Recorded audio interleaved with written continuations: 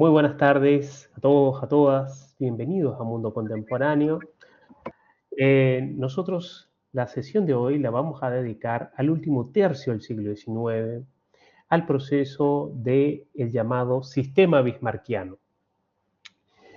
Eh, Como recordarán, la semana pasada nosotros hablamos de la Belle Époque, ese espacio de paz armada en Europa. Nos referimos a los principales desarrollos tecnológicos, culturales, científicos de la época, telégrafo, ferrocarril, embarcaciones a vapor y literatura. ¿Sí? ¿Lo recuerdan? Hoy vamos a dedicarnos a un tema contemporáneo, mejor dicho, a esa fecha, pero dedicado a lo que tiene que ver con eh, los procesos geopolíticos. ¿Sí? Por favor, indíquenme si todos ven esta imagen con el título Belle Époque, 1871-1914, el sistema bismarckiano y la paz armada en Europa. ¿Lo ven? Sí, profe. Perfecto. Bien, entonces, ¿qué nos interesa de este sistema bismarckiano? Primero, entender de qué se trataba y cómo funcionaba en el ámbito geopolítico, en este nuevo orden político mundial, la animadversión franco-prusiana y la formación de las alianzas militares y la llamada paz armada en Europa. Entonces, los invito a viajar a Europa, a esa Europa de fines del siglo XIX. Como ya es habitual en todas nuestras clases, vamos a los mapas. Vamos a ver el mapa de Europa en 1871. ¿Hay alguna persona que me pueda indicar qué estamos viendo en este mapa?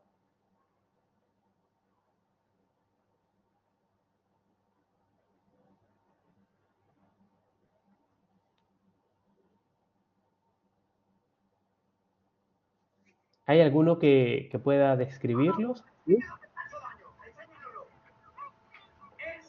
Profe, eh, Ujú. bueno, yo estoy viendo ahí la península itálica, Italia ya unificada, Perfecto. España, bueno, Francia, el imperio austrohúngaro, ¿no? Sí, en color púrpura, Claro, y el al imperio centro. germano, claro. Todavía, o sea, es como Perfecto. la foto de los grandes estados más consolidados ya. Eh, Perfecto. Rusia, Alemania, sobre todo el imperio austrohúngaro y el imperio turco. Ahí, Sí, muy ahí bien. ahí es turco otomano, ¿no? ¿O ya no? Otomano. Sí, ya. En algunas traducciones aparece como turco, pero oficialmente hasta 1919 era Imperio Otomano. Claro, claro. Ujú. Bien, como nos ha mencionado Pablo, lo primero que destaca es la conformación de los grandes imperios. Ya hay una Italia unificada, lo vemos en esta bota itálica totalmente en amarillo. Vemos a los grandes imperios que ya conocíamos, Gran Bretaña, Francia, el Imperio Austrohúngaro, el Imperio Otomano, pero emerge en el centro de Europa, por favor veamos el mapa en color naranja, acá, el Imperio Alemán. La unificación de Alemania no solamente fue un hito importante para los alemanes, para estas eh, serie de estados germánicos, sino que trastocó el orden europeo y mundial. La aparición de esta nueva Alemania, militarmente fuerte, venía de derrotar a Francia, a Austria, y económicamente pujante. Recuerden ustedes que nos encontramos en pleno desarrollo de la revolución industrial en Europa, en esta segunda fase. Rápidamente trastocó la fibra de las otras potencias europeas que comenzaron a ver a Alemania como una potencia emergente, como un rival y también como un obstáculo a sus propios intereses. Entonces, esta aparición del imperio alemán significó que ya se encontraba una potencia con aspiraciones a más en el centro de Europa. Esta nueva Alemania generó roces, fricciones, tensiones entre las potencias europeas más consolidadas. La primera de ellas, Francia. ¿Por qué Francia? Obvias razones. Francia fue derrotada por Alemania en la guerra franco-prusiana de 1870. Había sufrido la humillación, como vemos en pantalla, de que las tropas alemanas, mejor dicho, prusianas, desfilaran en París. La derrota militar francesa fue un acontecimiento, un hito que trastocó el país. Napoleón III tuvo que abdicar y todo un torbellino político se presentó en el país internamente. La presencia de las tropas alemanas en París, visiblemente en el escenario cotidiano, fue, para decirlo menos, incómodo para los parisinos.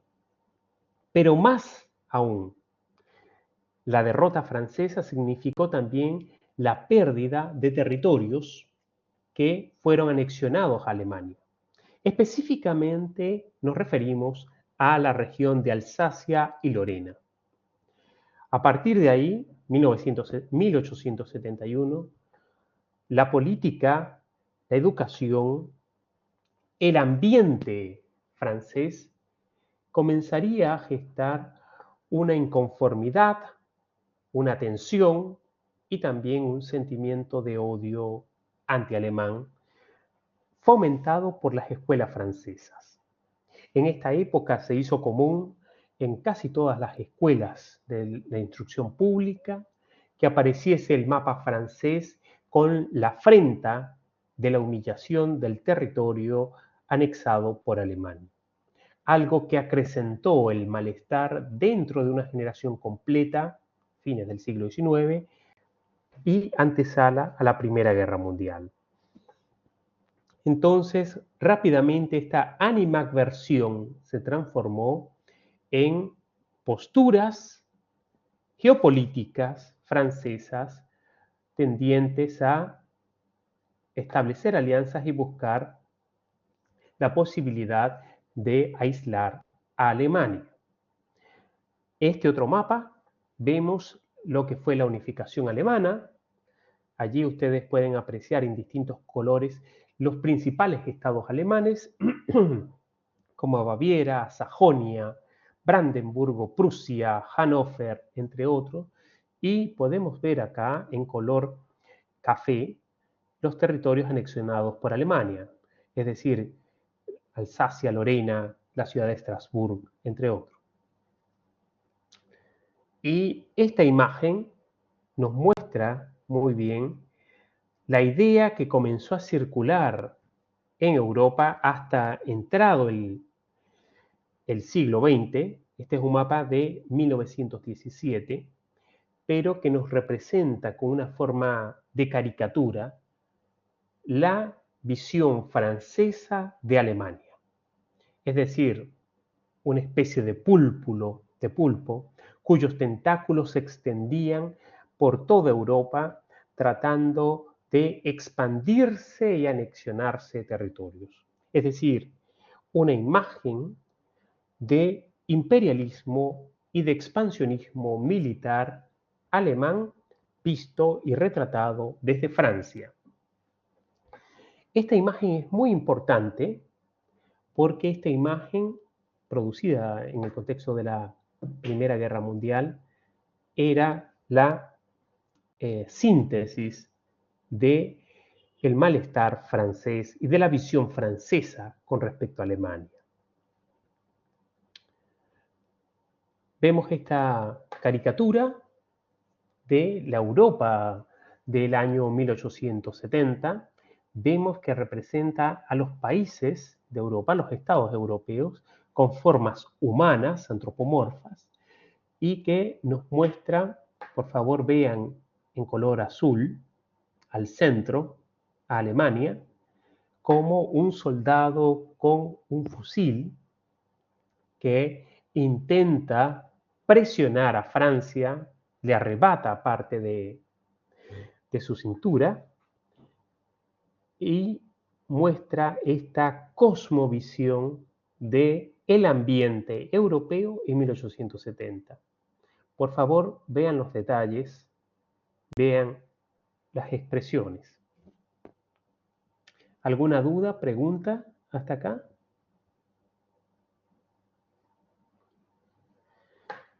Bien, desde el punto de vista alemán, era obvio, evidente, que el proceso de unificación alemana traería consigo también desafíos.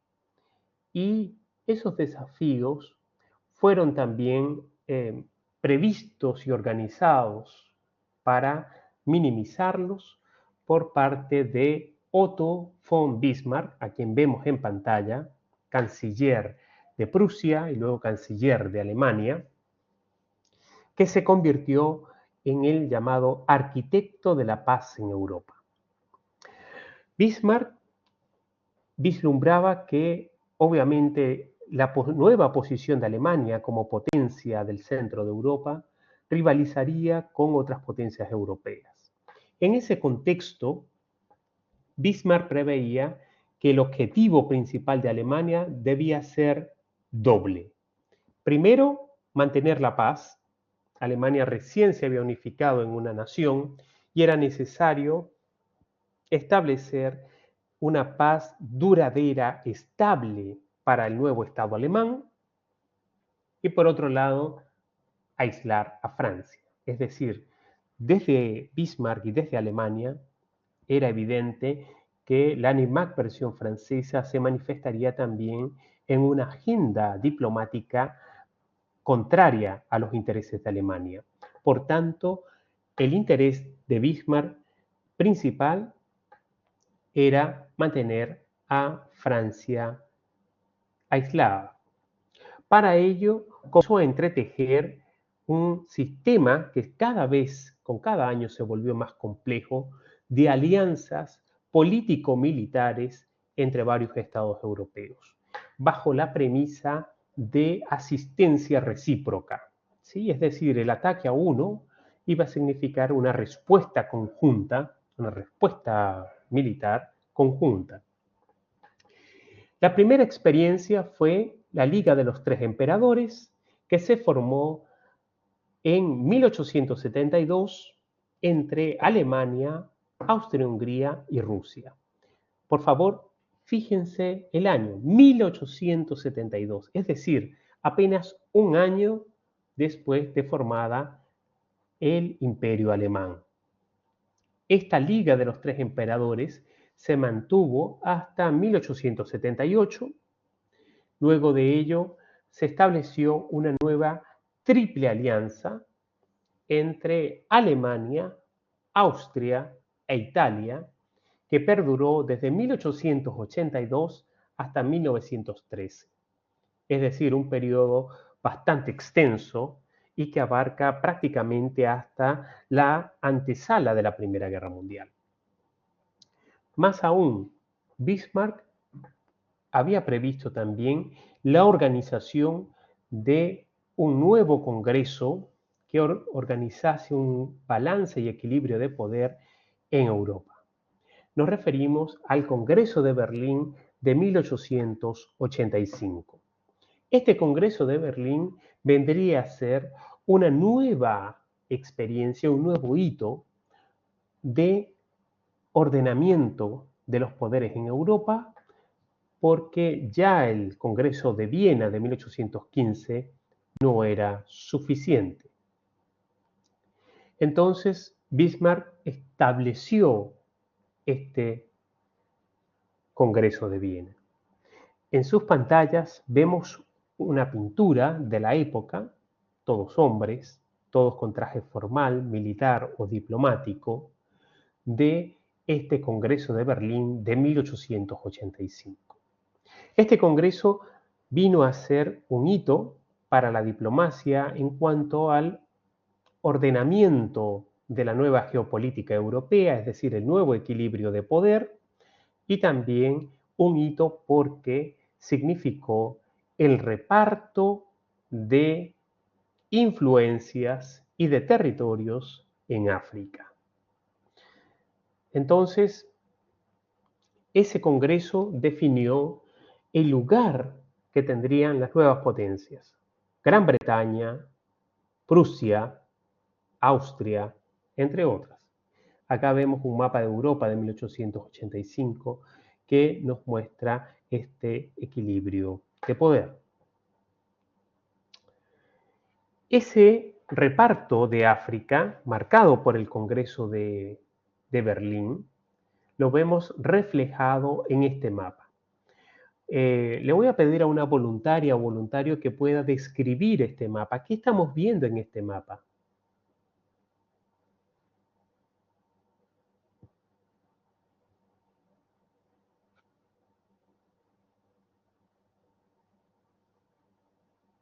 ¿Hay alguno que pueda comentarlo?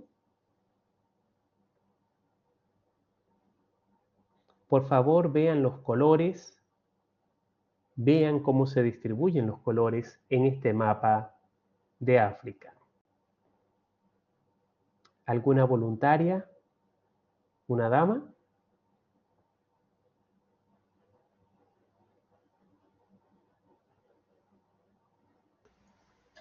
Profesor, ¿Sí? Adelante. bueno, ahí ya está la repartición, obviamente, de África, posterior a la reunión de 1860, por ejemplo, en rojo lo que le corresponde a Inglaterra, en verde ya lo que es Francia, en color café lo que es Alemania, Portugal también tiene parte de África, Italia, Bélgica, España. Y me imagino que esos son estados independientes en color gris. Correcto. Los únicos dos estados independientes en la época era Liberia, que está acá en la costa occidental de África, un estado fundado con los esclavos provenientes de Estados Unidos, y Abisinia, que se mantuvo como un reino independiente. Muchas gracias por compartir la descripción. Como ustedes pueden ver, este mapa lo que nos muestra es, guardando las distancias, el reparto de un pastel, de una torta, sobre una fiesta a la cual había llegado tarde Alemania. A través del Congreso de Berlín, Bismarck buscaba un ordenamiento de las potencias europeas para otorgarle un lugar a Alemania cuando Alemania se había unificado recién hacía 15 años.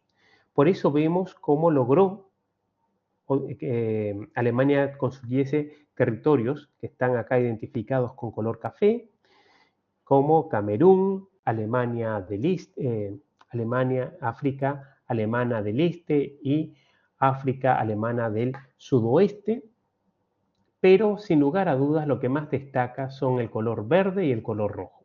El color verde para los territorios controlados por Francia, si ustedes se fijan, es prácticamente casi todo lo que corresponde al Sahara, Marruecos, Argelia, Túnez, entre otros, y en color rojo los territorios controlados por Gran Bretaña. Si ustedes se fijan, desde Egipto hasta Sudáfrica, prácticamente había un eje norte-sur del continente africano, tomado por Gran Bretaña. Entonces, esta definición de la geopolítica europea tuvo una trascendencia enorme, no solamente para Europa, sino también para el mundo. Ahora bien, hemos visto el orden geopolítico propuesto por Alemania a través del sistema bismarckiano, el sistema de alianzas, lo que significó el Congreso de Berlín, pero al otro lado, es decir, desde el lado francés, también se estaba en plena agenda diplomática para buscar alguna forma de revertir o contrarrestar la influencia diplomática alemana. Francia recurrió también a establecer su propio sistema de alianzas. y para Francia existían dos aliados claves que trató de cultivar, de seducir a través de intercambios, visitas protocolares, entre otros mecanismos para fortalecer y robustecer. Por eso nos encontramos con la alianza franco-rusa desde 1894. Esta alianza franco-rusa, desde la perspectiva francesa, era crucial, fundamental, porque la idea era aislar a Alemania. Y por otro lado, ya en 1907, previo a la Primera Guerra Mundial, estableció la llamada Triple Entente, es decir, una alianza entre Francia, Gran Bretaña y Rusia. En sus pantallas estamos viendo un cartel de bienvenida a una visita franco-rusa de 1901. Pero vayamos al mapa. Este mapa nos muestra a Europa, fines del siglo XIX, y el sistema de alianzas que se estaba sobreponiendo uno al otro allí. Encontramos en color rojo la Triple Alianza formada por Alemania, Austria-Hungría e Italia. Y vemos en color azul la alianza formada por Gran Bretaña, Francia y Rusia. Si ustedes se fijan, por favor vean el mapa. La alianza de Francia con Rusia, desde la perspectiva francesa, se convirtió en una necesidad imperiosa. Es decir, para Francia, la forma de detener, contener a Alemania era poder bloquearla por las dos fronteras, la frontera este con Rusia y la frontera oeste. Y por eso este sistema de alianzas no fue fortuito, sino que fue pensado, articulado y cultivado a lo largo de años por las potencias involucradas. ¿Alguna duda, pregunta hasta acá?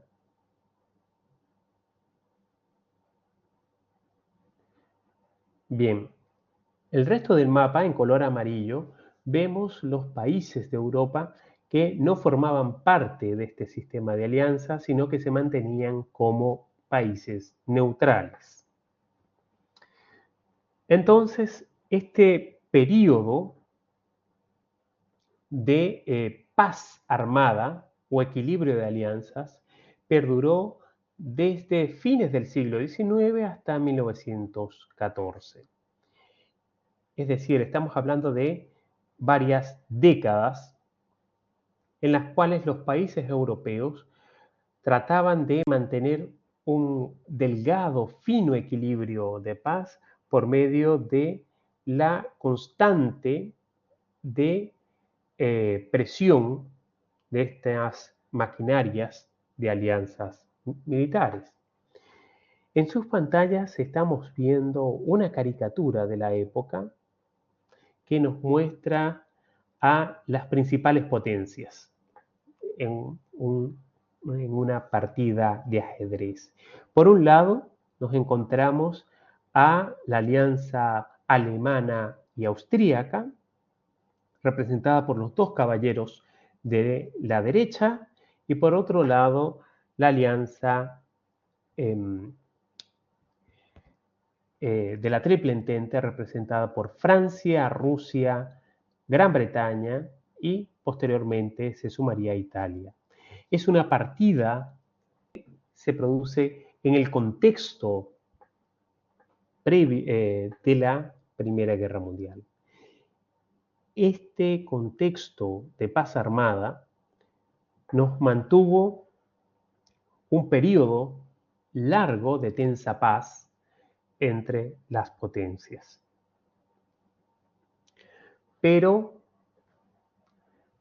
acá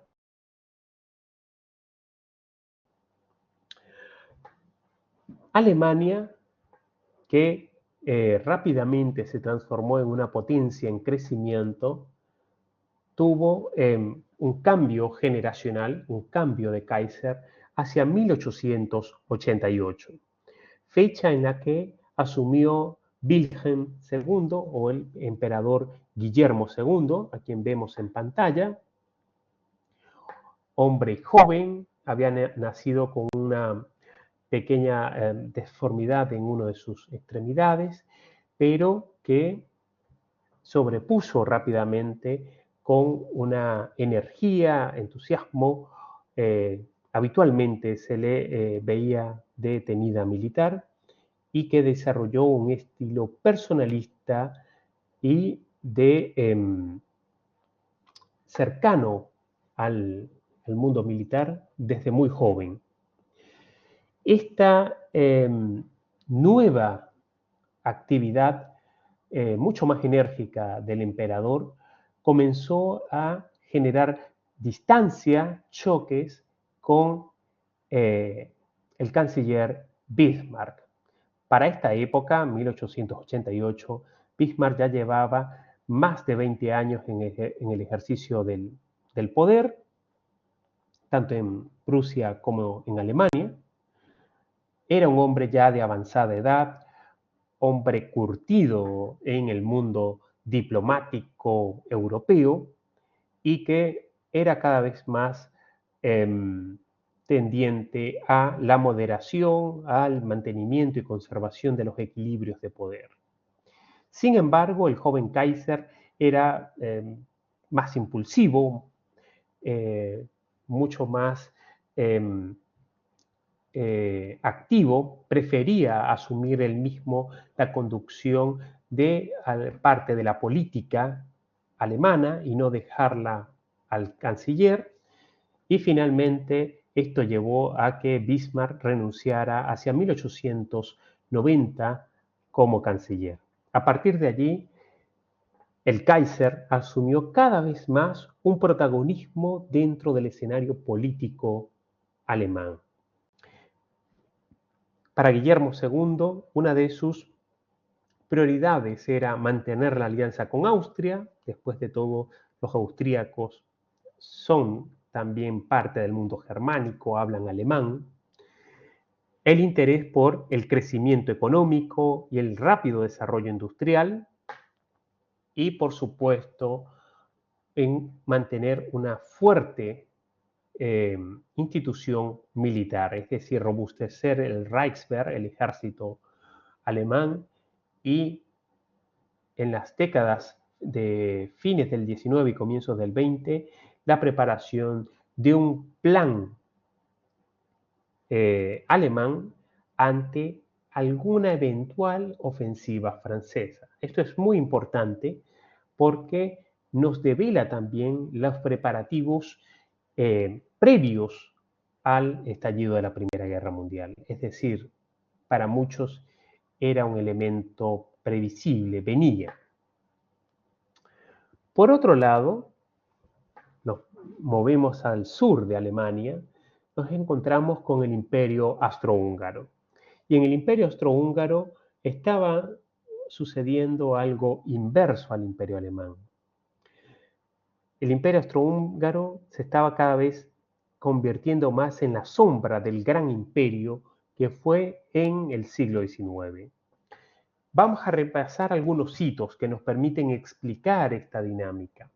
El primero de ellos es que desde 1867 se reconoció formalmente la autonomía del Reino de Hungría bajo el Imperio Austrohúngaro y pasó a conformarse el Imperio Austrohúngaro. Es decir, se reconocía que dentro del Imperio Austrohúngaro había una diversidad étnica, cultural, lingüística. Budapest, capital del Reino de Hungría, pasó a conformar cada vez niveles mayores de autonomía, su propio parlamento, por ejemplo, mientras que parte de la administración centralizada del ejército y del Estado se mantuvo en Viena y también bajo idioma alemán. Pero esto redefinía lo que era el nuevo imperio austrohúngaro. Ante este nuevo contexto, Austria buscó cada vez más fortalecer su alianza con Alemania. Por eso observamos que desde 1872 y hasta el final de la Primera Guerra Mundial, 1914, Austria se mantuvo como un aliado cercano a Alemania. Pero dentro del imperio austrohúngaro había una clara diversidad étnica. Pensemos, por ejemplo, en la región de los Balcanes, en los crecientes nacionalismos, diversidad lingüística, entre otros. Paralelo a ello, el emperador Francisco José, a quien vemos en pantalla, Franz Joseph, fue, obviamente por razones naturales, cada vez envejeciendo más en el ejercicio del poder. El emperador gobernó desde 1867 hasta 1916 bajo un fuerte personalismo, es decir, una fuerte presencia personal en todos los asuntos del Estado y del gobierno, y a su vez se generaron problemas de sucesión.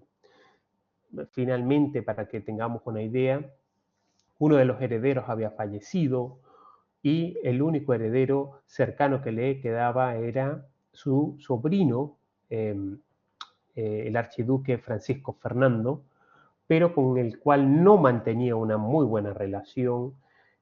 Francisco José era un emperador bastante conservador, bastante rígido con algunas formas y modos, y reprobaba a la esposa de su sobrino heredero. En sus pantallas, en la imagen inferior, vemos la bandera de Austria-Hungría como imperio unificado a los asuntos europeos. ¿Sí? ¿Adelante? ¿Iba a haber un comentario o algo?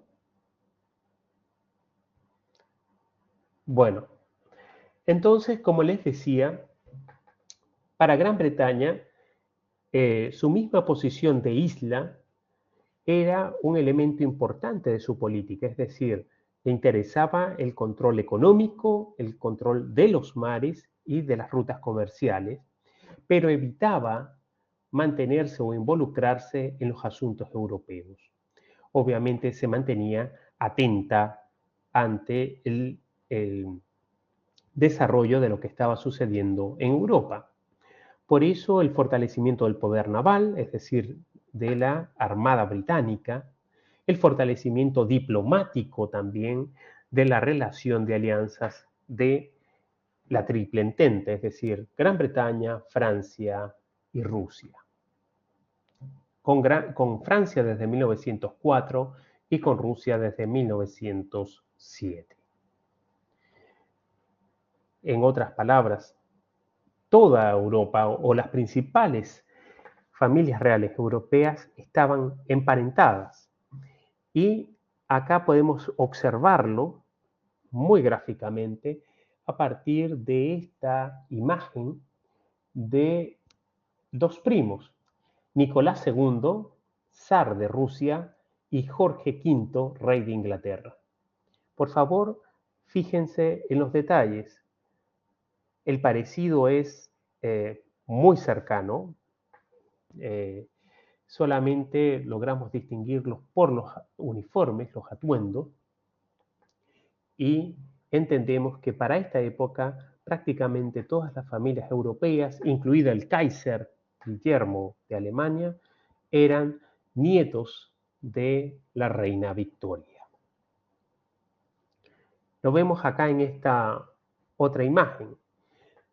Esta es una imagen contenida de oficiales navales de dos primos, Nicolás II de Rusia, que vemos en la imagen a la izquierda, y el emperador Guillermo II de Alemania en la imagen de la derecha.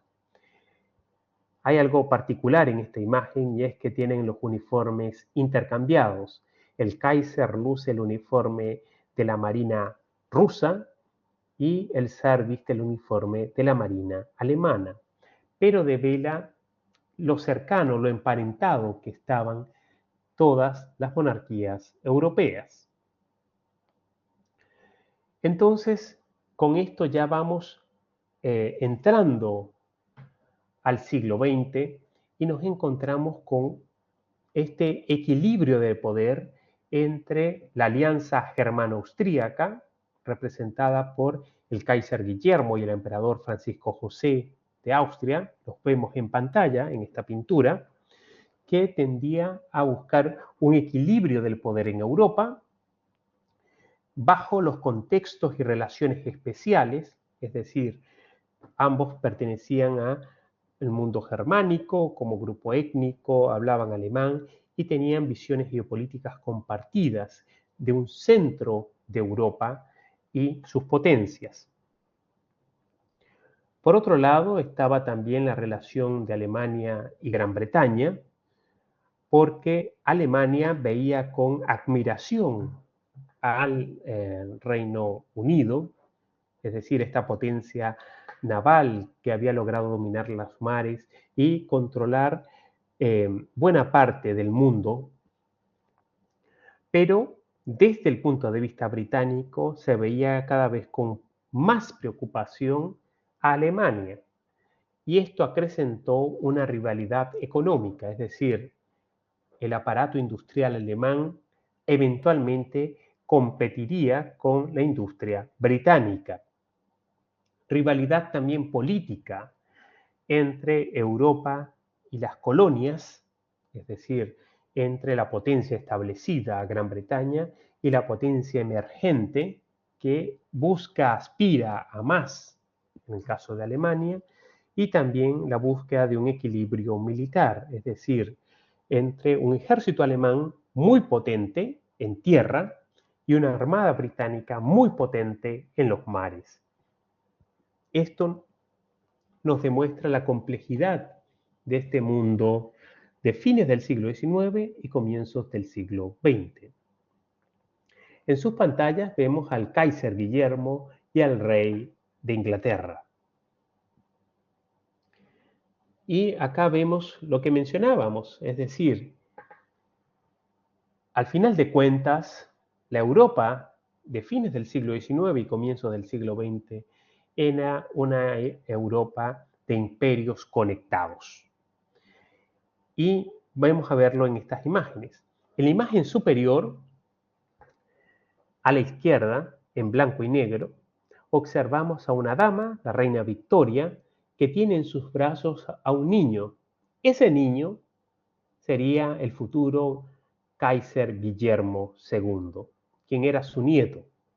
Y en la imagen inferior, a color o colorizada, vemos a una dama sentada y alrededor de ella a caballeros de uniforme y otra dama. Esa dama, obviamente visiblemente envejecida por el paso de los años, era la reina Victoria, ya a fines del XIX, comienzos del XX, que estaba rodeada y conocida como la reina de Europa, es decir, era la abuela de casi todos los gobernantes europeos. Ya a comienzos del siglo XX, en esa primera década del siglo XX, nos encontramos con estas tensiones y rivalidades que van creciendo entre Alemania y Gran Bretaña. Una muestra de ello lo tenemos en esta imagen. Esta imagen corresponde a 1909 y en esta fotografía vemos al Kaiser Guillermo, contenida militar, y a su lado a un joven oficial británico, Winston Churchill, quien presenció como observador invitado maniobras del ejército alemán. Nos ha llegado a nosotros las memorias de Winston Churchill y en ellas relata la impresión enorme que le causaron las maniobras y el despliegue del ejército alemán. De hecho, llegó a decir que, gracias a Dios, Gran Bretaña estaba separada por mar del continente porque no se imaginaba lo poderoso y fuerte que era el ejército alemán en ese momento.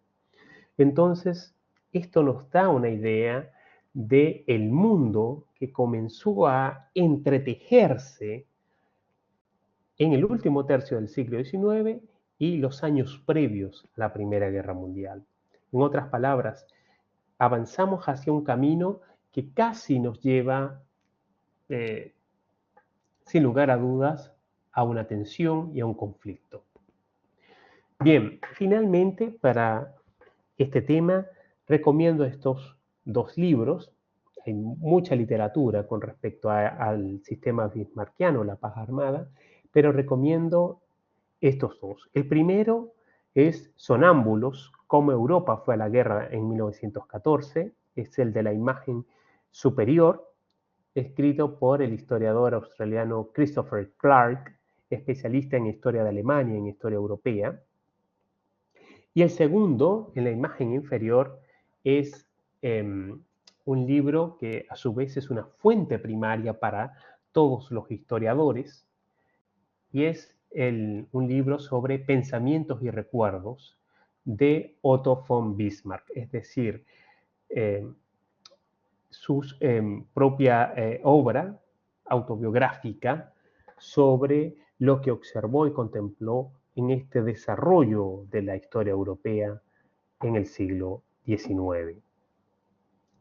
Bien, entonces voy a dejar de compartir pantalla para que tengamos un minuto, un espacio para dialogar y conversar sobre este tema. ¿Hay dudas, preguntas?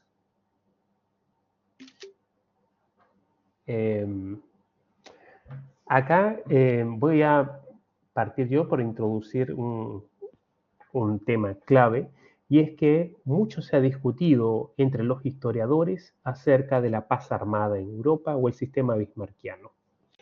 Para algunos historiadores, el sistema bismarckiano, este sistema de alianzas militares entre las principales potencias europeas, significó el conducir al mundo hacia un eventual conflicto, hacia la Primera Guerra Mundial, porque desencadenó una espiral de ayuda recíproca que terminó por llevar a todas las potencias o a las principales potencias europeas a la guerra en 1914, como todos conocemos.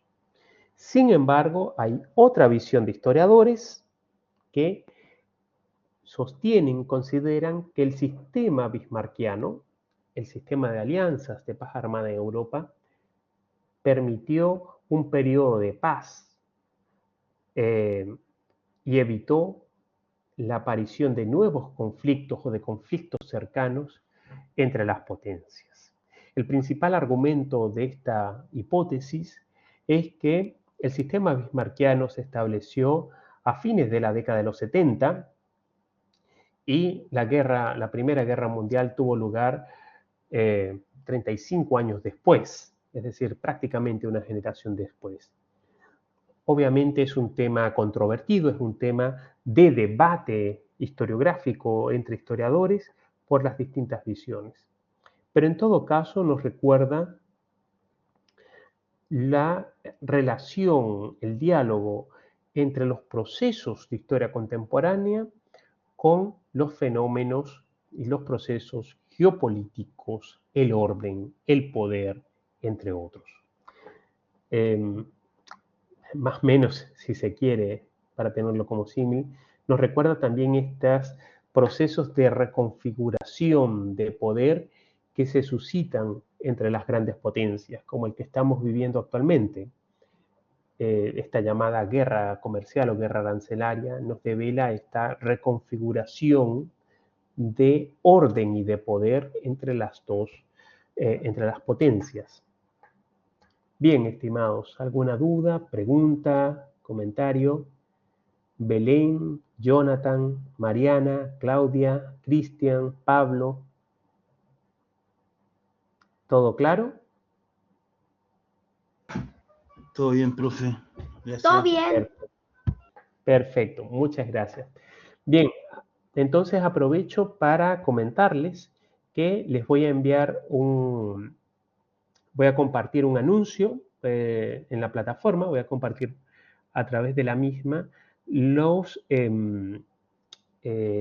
instrucciones y la rúbrica de evaluación de la solemne, nuestra segunda evaluación, que va a estar referida a un tema o a desarrollar un tema o una arista dentro del contexto de la Primera Guerra Mundial, es decir, entre 1914 y 1918. El que ustedes elijan, va a haber una propuesta allí que ustedes pueden tomar. Nosotros nos volveremos a ver luego de la pausa y comenzaremos a adentrarnos ya en el siglo XX y lo haremos a través de la Primera Guerra Mundial.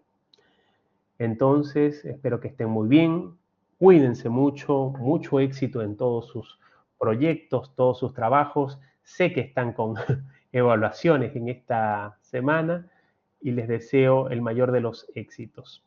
Nos vemos, cuídense mucho. Feliz noche. Chao.